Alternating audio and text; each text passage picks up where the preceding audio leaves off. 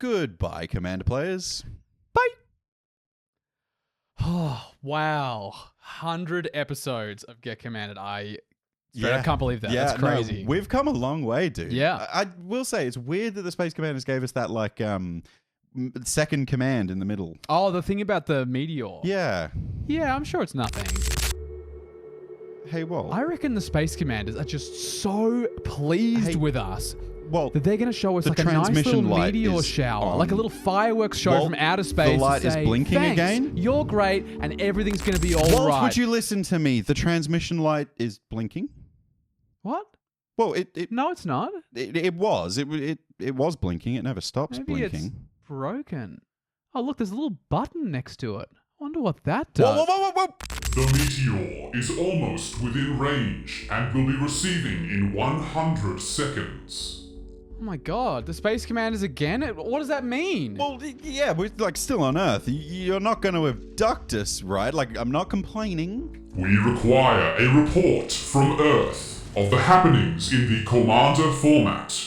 Your analysis over the past 100 transmissions now forms a vital part of our database. This analysis remains essential, but for this transmission, we require concise descriptions of the alerts circulating amongst the player base, new Magic the Gathering sets, updates, bans, and controversy. Oh, well, that sounds alright. Yeah, I mean, I guess it's like a one-off thing. It's not so bad. This requirement has been added to your monthly responsibilities.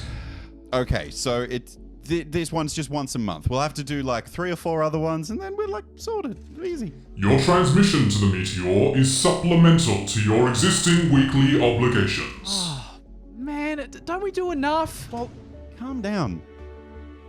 Wait, why is the camera on? Have you been filming or dancing again?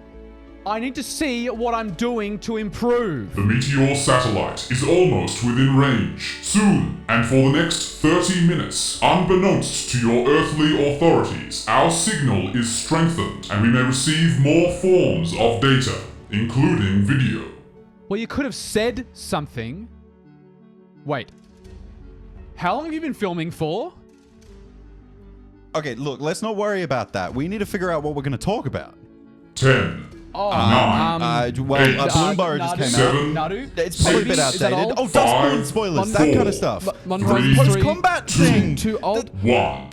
Welcome to the Get Commanded podcast, where every month we analyze the state of the format and transmit our thoughts to the Space Commanders in the deep depths of the galaxy via the Monthly Meteor. That's right. We'll give our thoughts on the current news, controversy, updates, bans, and of course, previews for Commander.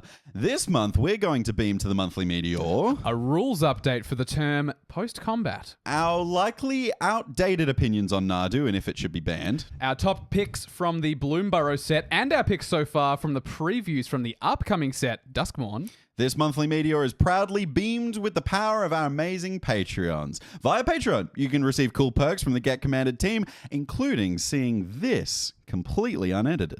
Unedited? So you mean the regular audience won't get to hear me say how...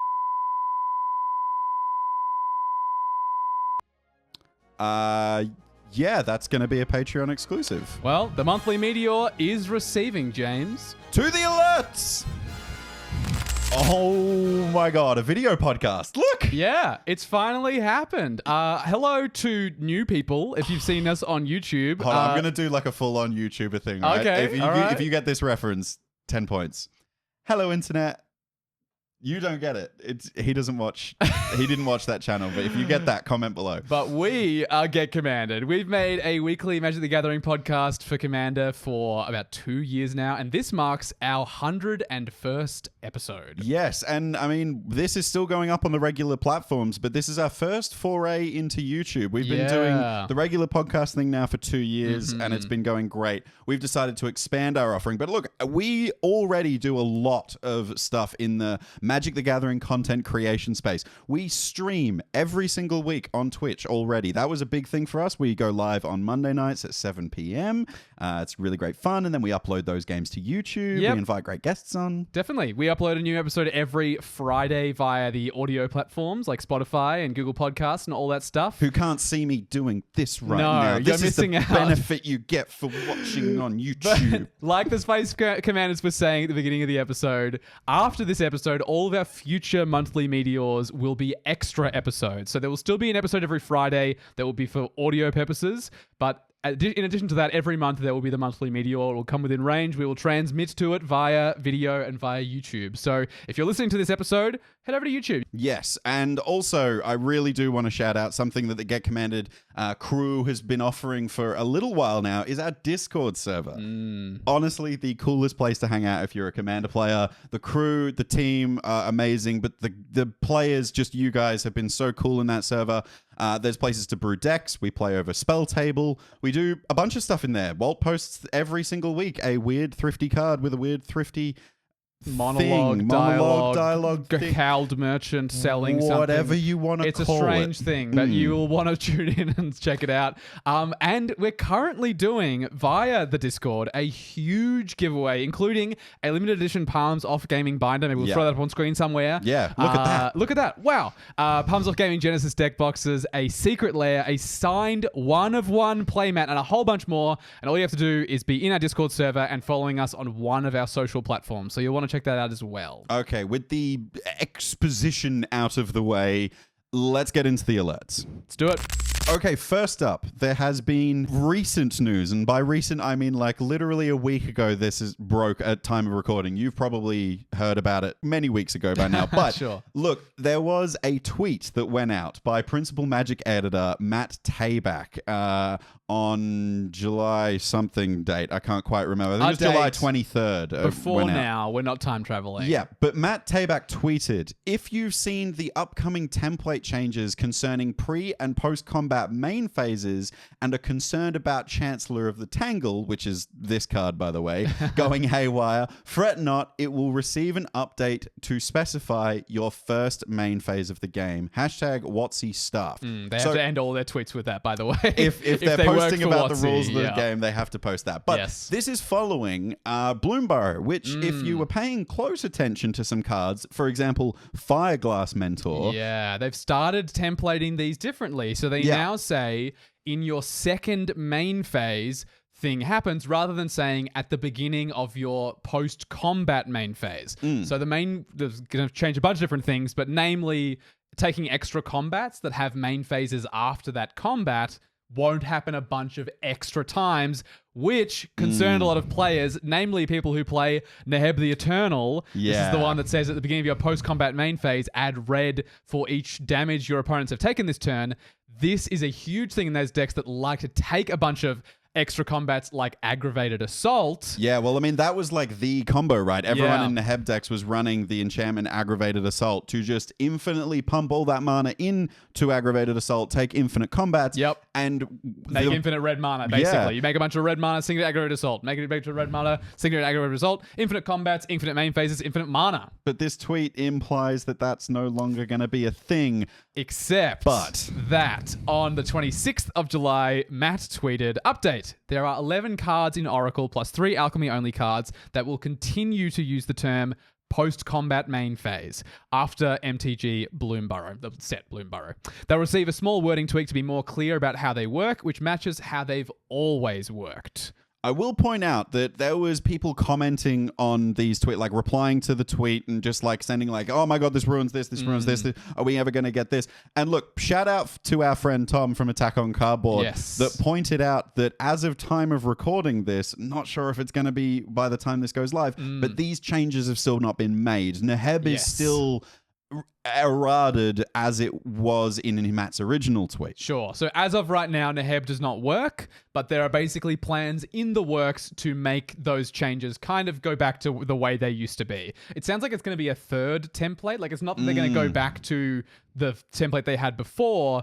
There'll just be a small wording tweak to be more clear about how they work is what they said. So I think we're going to get a kind of compromise. Neheb maybe will still combo with Aggravated Assault, but it may not say post-combat main phase on there anymore. But we'll have to stay tuned for that. Do you think this is good for Commander? What I mean by is this good for Commander is the erratas on cards.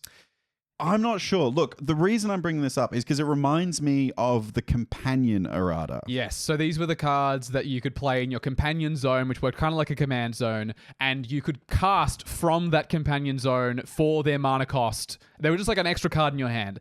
They've been errated to now say, pay 3 generic mana, put this card into your hand from the companion zone, and then they just function like a card in your hand from then on. None of those cards say that in paper because at the time that they were printed, that was not the mechanic and how it worked. Look, I think that it's really tough when they print things that don't work, like they need to fix them. This is the case of something that I think didn't necessarily need to be fixed the way that Companion did. Companion was broken and needed to be fixed in some way, or it was going to ruin basically every format it was legal in. And it did for a hot second there. Yeah, so I think like erratas have to happen, and that's when they tend to come up. But I think they should be avoided, obviously, wherever they can. I think it brings up a larger conversation around like how they seem to be increasingly trying to shorten text on cards. We've just seen in Bloomburrow that enters the battlefield now will just be enters. So a card like Reclamation Sage, which used to say when Reclamation Sage enters the battlefield, this thing happens, will now say when Reclamation Sage enters, this thing happens. So they're shortening the text on the cards. Do you know what I think this opens the door for and makes me concerned about?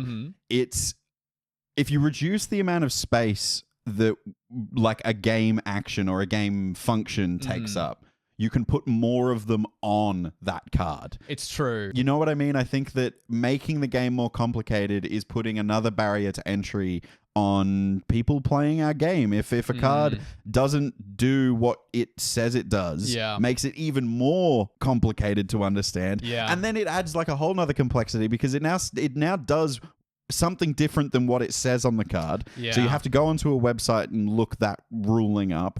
Or it does that, and on top of that, has a really intricate rules interaction you have to figure out. Look, I think it's a slippery slope, and like I know there's the thing about slippery slope arguments. It is actually a slippery slope. Yes. It is tricky to keep on reducing these things. I know that people like the professor from Tolarian Community College are complaining about how many cards these days just say mechanic on them and don't explain with the reminder text what the mechanic does. That's a problem in and of itself. Look, like a lot of these are commonplace for people like us who play this game a lot. They're keywords, though. They are keywords, but every single one of these is just one more incremental barrier between a new player picking up a game and understanding it. And every single one of these is now a thing that they have to learn. And so, I think it's tricky. And I hope that erratas continue to be rare, I guess is what I'm saying. Yeah, I'm really curious as to why the templating change was needed for this. Like, Naheb still works. With the new templating change for how they're making new cards, fine. Make your new cards less words to explain a mechanic. I'm fine with that. Why did you then need to go and change everything that came before it? There was already established understanding of that, and changing that does nothing. It doesn't seem like it offers a lot right now. I'm wondering whether this is something that, like, as the next 2 or 3 sets come out, we'll understand why they've made this decision now. Yeah, I hope it's not bad. Me too. Nadu, you know him, you love him, he lives in a bin, he's a bin chicken. That's an Australian joke. Modern Horizons 3 was so long ago now, but we all still want to know, what's the deal with Nadu? Is he going to get banned? Which formats is he going to get banned in? We don't know anything about Modern, so we're going to talk about Commander, and we're going to send it back to the Meteor so the Space Commanders can decode it. So, should Nadu be banned? Do you want to read what Nadu does? I feel like for the people who don't know, the 5 of you out there. If you've lived under a rock for the past however many months Modern Horizons 3 has been out. Nadu, Winged Wisdom. For 1 green and a blue, you get a legendary creature, Bird Wizard, with flying that's a 3/4. It says, creatures you control have, whenever this creature becomes the target of a spell or ability, reveal the top card of your library. If it's a land card, put it onto the battlefield. Otherwise, put it into your hand. This ability triggers twice each turn. Okay, so I feel like we should just give the context behind, explain a little bit about what makes this card so oppressive, just in case you're not aware of it already. So, importantly, I know it says it only triggers twice a turn. It's giving that text to each creature you control. Yeah. So it does not trigger twice a turn, it triggers twice a turn for each creature on the battlefield under your control. People say, "Ooh, trigger Nadu," when technically, Yes. actually, you're not triggering No. Nadu. You're triggering whatever creature you're targeting. You can So- imagine that creature has a little line of text written on it in that way that Arena does. You know, when you give a creature flying and it like adds a little flying in like blue text. So basically the thing that makes it so oppressive is you have an equipment that equips to a creature for 0. Lightning Greaves. Lightning Greaves is a very easy one in Commander. Shuko is an extremely expensive Well, card that's right one now. mana. That's Yes. why that's busted. It's One generic mana. and it equips for 0 to a creature you control. You can search for it with Urza's Saga. You certainly can, which is its own problem. But yes, basically the line of play here is you just get to swap between a bunch of your creatures. You keep on flipping the top. It does like the Thrasios infinite mana thing. Like get a land, draw a card, get a land, draw a card, that kind of thing. You all know how this works. Then you can make it busted by making like playing Scoot Swarm, and every Scoot time you hit a Swarms. land, you make a new creature so you can target it. You can do Field more of the Dead. things. All Yeah. of these cards go nuts with it. So why is this getting so much attention? Well, I mean, firstly, Modern Pro Tour was Nadu the Pro Tour. Yes. That's basically all it was. So in formats like Modern, Nadu is making a huge splash, and it's really pushing the boundaries. So like Nadu, there are decks that beat it, and you're either playing Nadu or playing the deck that beats Nadu, and evidently from the results, those decks aren't even beating Nadu. No, it was crazy how many games it was winning, and what a large percentage of the top 8 of that event was 6 Nadu decks, I believe. Anyway, we're a Commander podcast. The Commander Rules Committee have said they're looking at it. Admittedly, this is something we've heard a few times. We've heard this said about Dockside Extortions, which is not banned. We've heard this said about the Elish Norn that came out a few sets back that stops your opponent's stuff from ETBing They and do triggering this thing stuff. where they say they're keeping an eye on it. It's kind of like they're letting it live in the format for a while and seeing what it does. Which, look, I would rather they were on that end of things than be super ban heavy. I think in a format like Commander, it's hard to permeate bans to the number of people who play this format. It's crazy these days. The fewer bans we have in general, the better. And so the fewer times things get banned, the better as well. CEDH players have built this, and it is very viable. There has been plenty of CEDH tournaments where Nadu has just come in and wrecked. It's gotten a couple of wings. Recently on the Play to Win podcast, they did the stat breakdown, and it's already beating a conversion rate of some very established decks like Blue Farm, which is crazy. Blue Farm's been top of the meta forever. That's crazy. Yes, it's nuts. Personally, I think that this is going to go the way of decks like Magda, for example. That deck came onto the scene, made a big splash, but then people learned how to play around it. I was thinking of Winoda. It feels a bit like Winoda in that same That's way, another good one. where it feels like it's a new and absolutely busted effect in the command zone, but it's utilizing entirely new lines of play that we haven't really seen in CDH very much before. So people don't know how to play against it. They don't know what cards when to use their counterspell, when to stop the line, when to counter the tutor. They don't understand these things yet. That said, people will work this out. They will see Lightning Greaves come down and go, counterspell. People will start to see, I've got to stop this value train immediately. Like a Thrasios almost, a little bit as well. Yeah, a guy on our TikTok we interviewed at Command Fest that was so in the mindset of Commander because he was going to a Command event, obviously. He, in response to my question of what should Nadu be banned, he says, just make it not legendary and then it's fine. And everyone in our comments was like, this guy hates Modern. Yeah, this guy knows nothing about any format besides Commander. Look, I get it. For Commander players, that actually would be a fix because if this is just another Seedborn Muse, another, that caliber of card in the 99 of a Simic value chain engine already, fine, whatever. But it's the fact that it's in the command zone that makes it so busted in Commander. But that's also the thing that controls it in Modern, right? You can't have 2 Nadus on the battlefield because of Legend rule. I think this is a card that I hope in Casual, which is the most of the Magic we play and that we talk about, is Casual Commander.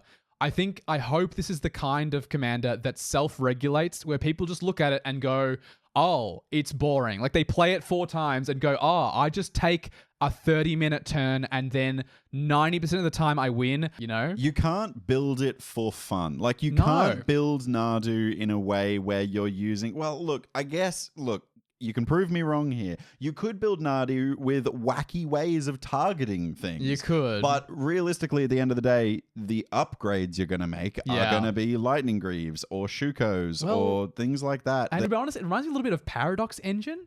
as well, the card that is banned in Commander. And I think that's probably the signpost that we can look at, right? Yes. As a ban of why the rules committee might be looking at this, because it creates turns. I mean, if you ever watch the Pro Tour with Nadu, you see the judges put this like little 0 and 2 to make 2 different piles with which creature has been triggered by Nadu, which is halfway through being triggering, and which has had all its triggers. Because timers are a thing and you've got to finish the friggin' game. So you have to go through it like super, super quickly. And no one wants to sit and watch their opponent play solitaire, not in casual Commander anyway. And I think I trust the casual player base enough that they're just going to see this built a couple of times and then go, you know what? Never mind. Like Corvold. Corvold is a great example bit of Corvoldish. Just draw cards. Just value, sack just draw cards, just like make mana and draw cards, make mana, and draw you don't cards, see much Corvold these days because people have realized how boring it is. So I think we're in agreement. We hope that that's what happens. Yeah. In answer to your question, should it be banned? No, I don't think it's doing enough, and I don't think it needs that emergency ban in CDH. I trust you, the Commander players out there, just to use this card for good and not evil. Bloomburrow. Yes, I know it's already out. You've heard all about it, but the Meteor wasn't aligned yet. We couldn't transmit, we couldn't beam. So we'll talk about just a couple of cards each from the set that we thought were cool and give our general thoughts. We know it's out. You've seen them all before, but you haven't heard from us about it. This set looked gorgeous. Like looked gorgeous. Like beautiful. The art on these cards. Yes. I think we should just talk about some of the art in this set that looked really gorgeous. One I'm really hyped for because I have this card in a bunch of my decks, and as far as I'm aware, there's kind of been like 1, maybe 2 arts that are in universe for Magic for this card so far. Exotic Orchard actually has a new art in the Commander decks for this set. And it's 10 out of 10 too. It's gorgeous. It's beautiful. It's so much more vivid than I think it's like, is it Mirrodin, the first Exotic Orchard? But yeah, this is like a cute Bloomburrow, beautiful field. There's animals, there's water, there's trees.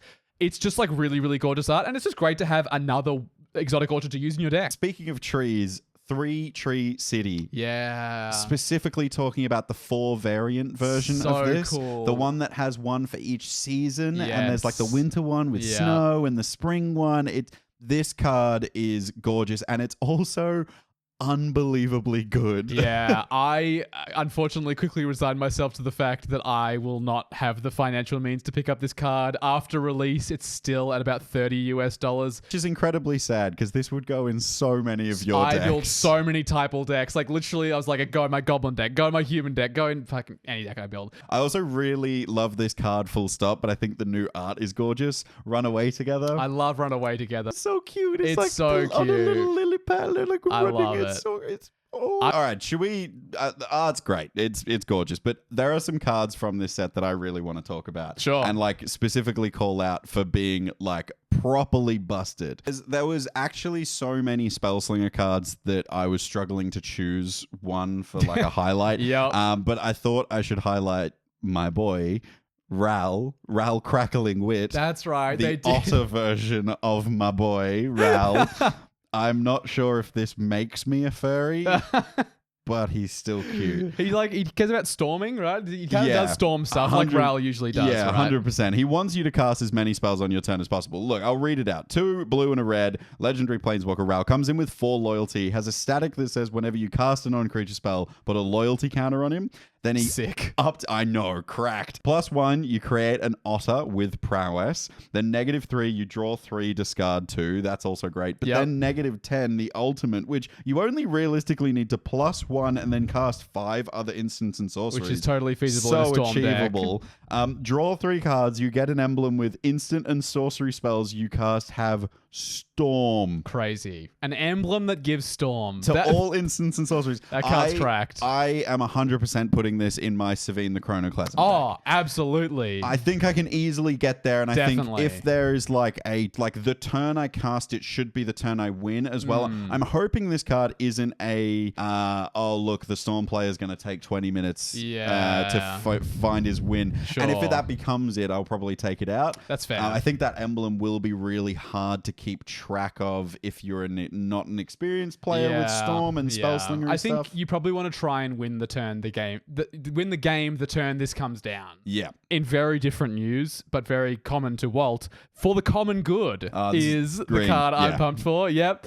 XX and a green is a sorcery. You create X tokens that are copies of target token you control. Then tokens you control gain indestructible until your next turn. You gain 1 life for each token you control. Jeez, how much do they want to put on that card? So, the absolutely cracked thing here, of course, is you can pay X equal to 0. You won't make any token copies of anything, but tokens will gain indestructible until the end of your next turn, or until your next turn, so you're board wipe proof until your next turn. That's crazy good. And you gain a life for each creature you control. For a single green on a sorcery. Do we think this card just gets hard to play because it's sorcery? You're going to have to be a really experienced player who knows when to deploy the board wipe. Yeah.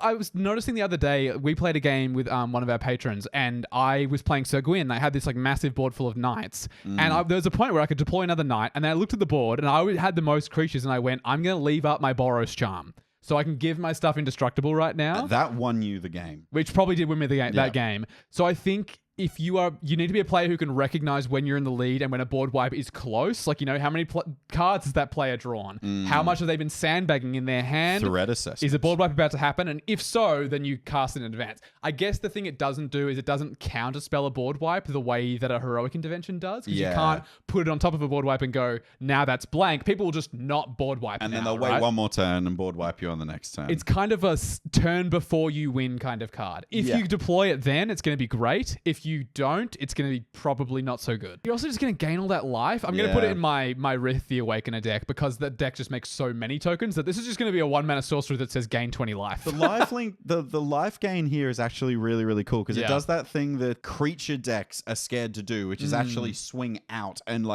leave no blocks Go for the shields crackback. down. Yeah, because you can gain the life to give yourself a buffer. So it gives you a healthy boost so you don't think you're going to die when you just pass the turn to combat damage coming at you. Makes sense. Yeah. All right. I got one more to talk about. A Gate Instigator. I was going to choose one of the many other otters, but I thought I'd choose something in a different strategy. Sure. For 1 and a red, you get a creature lizard rogue that's a 1/3 with offspring for 1 and a red. This is a really cool new mechanic from Bloomburrow. You can make token copies of the creature except they're 1/1s. Yeah, you make a little baby. Extra offspring. It's it comes with a little child. Yeah, little baby. But this is basically Impact Tremors on a stick that you can make a multiple copies of. This says whenever another creature you control enters, another keyword enters, shortening the keyword. This creature deals 1 damage to each opponent. Now, I will also point out, it says this creature deals 1 damage. For all you disturbed, messed up people, you could give this infect.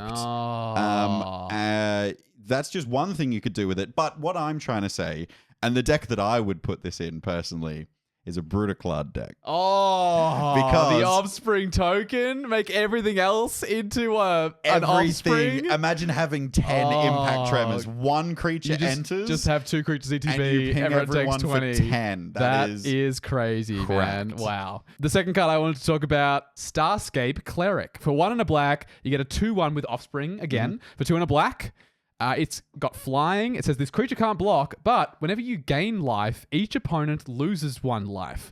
Specifically, I'm really pumped to put this in my Barbala Saga deck. Oh, because you're gaining 3 off the Barber trigger. Gaining 3 off the Barbala Saga trigger. I think there's certain decks, especially aristocracy kind of decks, that have all these instances of I gain a life, I gain a life, I gain a life. Well, like any Blood Artist trigger. Absolutely. Is that triggering that. If 10 things die, now everything is dealing an extra damage basically every single time. That's not looping, right? It doesn't loop with stuff. No. Whenever you gain life, each opponent loses 1 life. If you gained life again, then it would loop. Yeah. So if your opponent's losing life gains you a life, then it loops. Yes. So this is part of a combo. I guess, yes, you could. Yes, if you you could had one combo of the this. Exquisite Blood Sanguine Blood, one of those would combo with this, for Yes, sure. I think it's the Exquisite Blood side. Yes, because it is I triggered think whenever so. you gain Yeah. life. So it is putting another trigger on the stack, another trigger on the stack. Yeah. I really just like this offspring mechanic Me because too. it makes a card great at the low mana curve slot. So Yeah. you can build your deck at a lower mana curve, but when you draw it in the later game, you can make it effectively twice as good by paying a little bit it's a kicker cost. By paying a kicker cost, make a token copy. you can make it twice as good. Yeah. I know that today in our Discord server, someone asked in the Ask a Judge channel that we have. They asked about Offspring, and there was immediately this very lengthy reply from one of our judges, Marcy, who was like, "The set has been released. The release notes did not help us. We're still trying to figure it out. Soon, maybe we'll know. But as of right now, I think it does this." So you can have that to look forward to. Enjoy casual games of Commander, people. Woo! New set coming up soon. Duskmourn, all the way back in June. And I believe at a MagicCon, we got our first look at Duskmourn, House of Horrors. And there's a great article on the Magic website by Jubilee Finnegan. What a name. You sound like you came from a fantasy universe, Jubilee, in the best possible way. But they introduced us to Duskmourn by writing, "Dare to enter Duskmourn. On September 27th, 2024, you'll find yourself on a plane filled with terrifying new creatures, dazzling new card treatments, and a team of heroes, both new and old. Prepare yourself with a glimpse of horrors that lie within the house, and you might just make it out alive." So it's basically a horror-themed set in a house. The whole plane, by the way, is the House of Horror. She goes on to provide us some insight into the lore of this particular place. Nashi, the son of the Planeswalker Tamio, has... Adopted, by the way. Fun fact. Adopted son of the Planeswalker Tamio, you missed that, Jubilee Finnegan, good one, has vanished through a mysterious door. There's only one clue to his whereabouts, a glitchy, warped recording of a new world full of terrors. Inspired by horror media of the 80s through the modern day, you'll join the ensemble cast of Nico Aris, Ty Varkel, Zamone Waller, Kaito Shizuki, and the Wanderer as they fight for their lives on a plane unlike any other. For the Commander decks, we've got some glimpses of the precons. We've only really got like the boxes and the packaging, the names and the colors. So we've got Miracle Worker in the white, blue, black. Esper, as otherwise known. Also Aminatu. Do you see Aminatu on the cover of the box? Returning. I think it's very interesting that they have been at the helm of a Esper precon before. Yeah. When James told me this, I was like, are they printing the precon again? And he was like, I don't think so, but we don't know. I'm hoping there's some cool like top deck manipulation. It says Miracle Worker. Surely Miracle as a mechanic is coming back. I hope it's just not Aminatu again, is my only thing. As long as it's a different Aminatu doing top deck stuff, that's cool. Yeah, manipulating the top or tutoring something to the top, or maybe like putting something from your hand onto the top. Or miracle spells get cast twice and then they print a bunch of extra miracle spell. That'd be cool. Yeah. We've also got Death Toll in black and green. Not really shocking to see Death Toll put next to those two colors. Yep. Jump Scare in green blue. Ooh, Jump Scare. Oh. Oh my god. You know what? It's Nadu. Someone shows you Nadu and you go, Jump Scare. Jump Scare from the binge. And the last deck is called Endless Punishment, and it's in black and red. Look, they've very much gone in on the color pairings. Endless Punishment being Rakdos, Yep. Jump Scare, that's what I feel when I play against Simic. Like, it's all there. I really like the naming conventions of precons, and I think they give you a little insight into what the deck's going to try and do. Like Miracle Worker, I hope Miracle comes back as a mechanic. Jump Scare could be like a flash deck. Or a Jumpstart deck as well. The mechanic Jumpstart is also a thing. Death Toll, it's Golgari. We're doing graveyard stuff. Wow. Makes sense. Endless Punishment, though, could be interesting. I wonder if it's a burn deck. Or it could be a self-burn deck. Like, you know, the cards that get benefit from pinging you damage? What's the card, the guy that gets bigger? Oh, Greven? Greven. Maybe Greven's in the deck. Yeah. That'd be cool. That would be good. I hope we get a Hatred reprint, if so. That card's gas and it hasn't been printed in forever. Commander games will never be the same if Hatred gets a reprint. There is a couple of cards that have been previewed, and I do want to shout a couple of them out. Sure. Specifically, I would love to talk about a card that, in my opinion, might break the immersion of Magic just a little bit. Okay. Now, I know that a lot of people have like pretty intense opinions about this, about how Magic is meant to be high fantasy.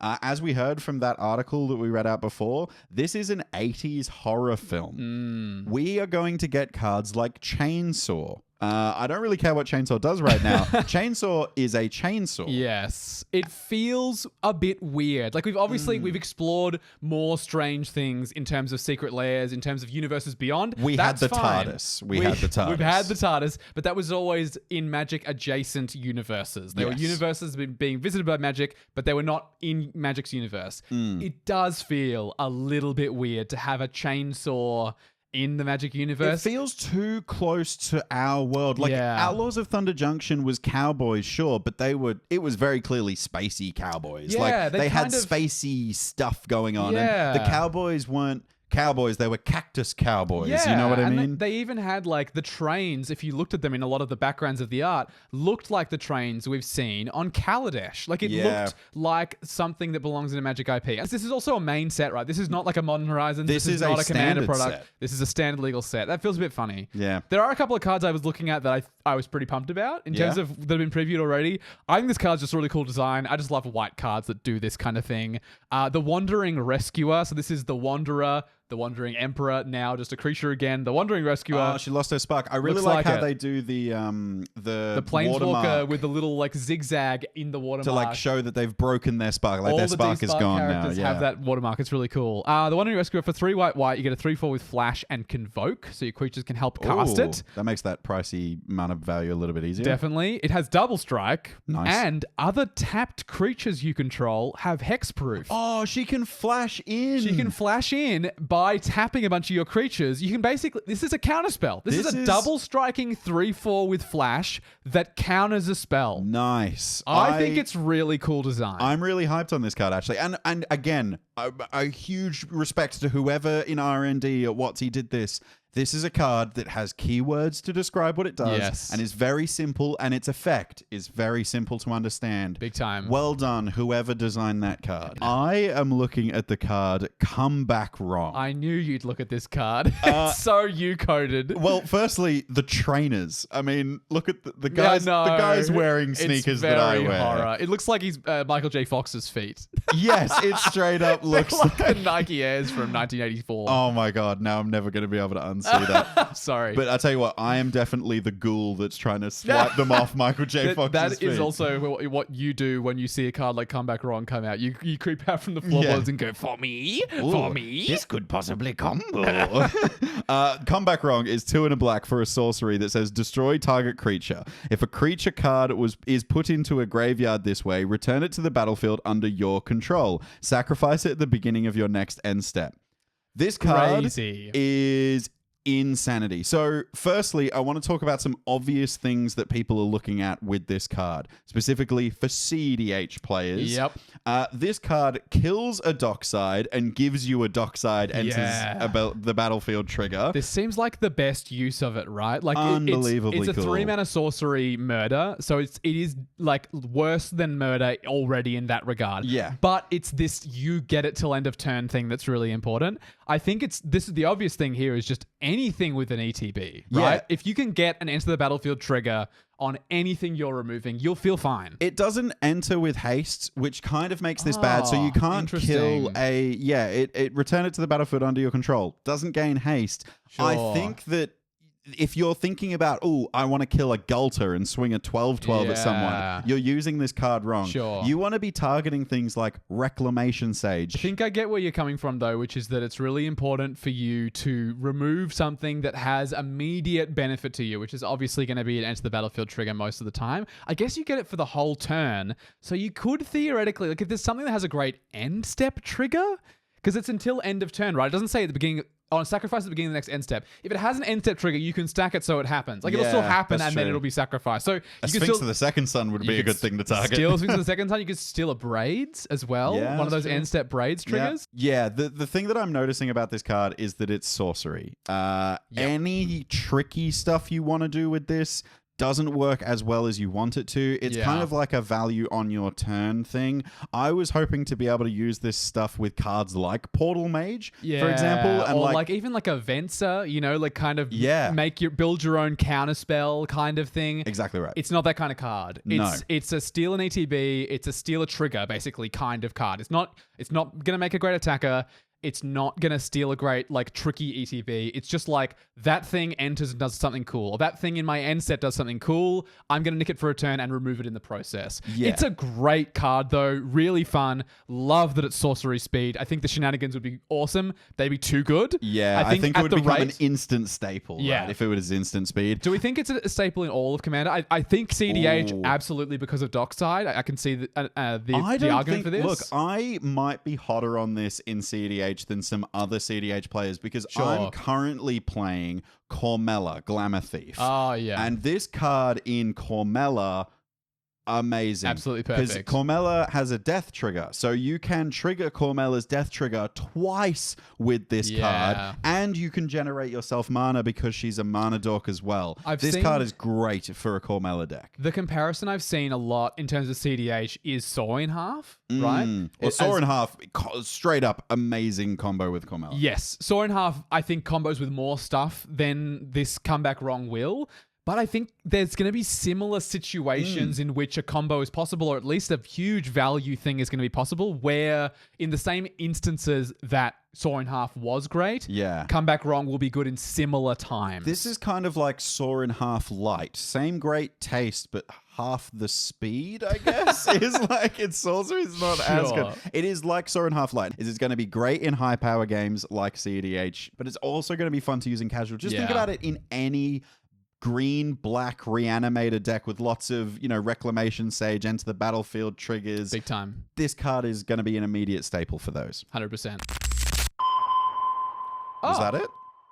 Yeah. We done? I think so. I guess the Meteor is out of range. So yeah, to you listeners out there, what do you think of the alerts this month? And are there any alerts you would like to add to the transmission to the Monthly Meteor? Is there anything that you think the Space Commanders really need to know about right now? Yeah, and you can talk to us about them everywhere at Get Commanded on all social medias, but in our Discord, you will find a new little forum channel for all things Monthly Meteor. So all of this controversy and bans and previews and all that kind of stuff, you can discuss it in that channel. Hell yeah. And of course, tune in live to see us play actual factual paper Commander, like we promised we always talk about. Twitch.tv. We do play this game as well. We do, in fact, do that. Would you believe it? Twitch.tv/getcommanded. And of course, if you're subscribed here on YouTube, you'll see those videos as they become live over here as well. Yeah, exciting. And look, we would like to thank our Patreons, Fuzzy, Bottomless Potamus, Dire, Dylan Norg, Birdie, Crazy Logic, and Benjamin. And make a special shout out to Fletcher Cutting and Wizard Down Under